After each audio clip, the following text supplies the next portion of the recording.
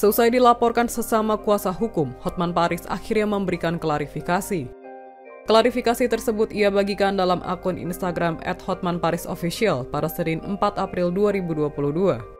Hotman membeberkan cerita di balik pelaporan yang terjadi. Hotman turut menyinggung nama Dr. Richard Lee dalam klarifikasinya tersebut. Ia mengatakan beberapa waktu lalu Dr. Richard Lee yang terlibat kasus pidana di Polda Metro Jaya memakai jasa seorang pengacara. Lalu Dr. Richard Lee memutuskan untuk tidak menggunakan jasa pengacara kepada orang tersebut.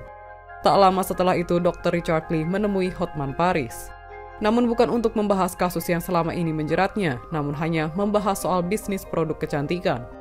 Ia mengatakan ingin menjadi seorang konglomerat, sehingga Hotman Paris ingin memiliki saham produk kecantikan milik Dr. Richard Lee. Pertemuan tersebut mereka abadikan dan diunggah dalam Instagram Hotman Paris. Setelah adanya unggahan tersebut, mantan pengacara Dr. Richard Lee menganggap Hotman Paris telah merebut kliennya. Setelah itu pengacara tersebut sempat bertanya kepada Hotman Paris. Lantas Hotman Paris membantah dirinya telah merebut kasus Dr. Richard Lee.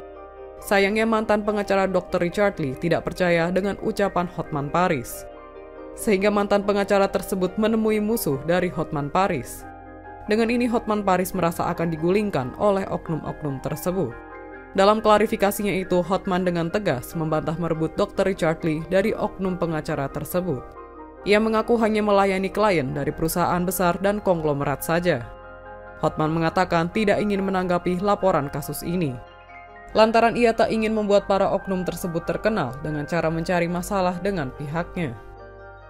Menurut berita, Hotman katanya dilaporkan ke polisi dengan tuduhan pornografi karena Hotman katanya berdansa-dansa dan diposting di Instagram. Apa cerita di balik laporan tersebut? Jadi bagi teman-teman oknum pengacara yang ikut-ikutan agar Anda tahu cerita sebenarnya, saya tidak begitu menanggapi karena saya tidak mau membawa orang berlayar di kapal pesiar. Saya tidak mau membuat orang jadi terkenal-kenal dengan menebeng, dengan terlibat kasus dengan saya, ya.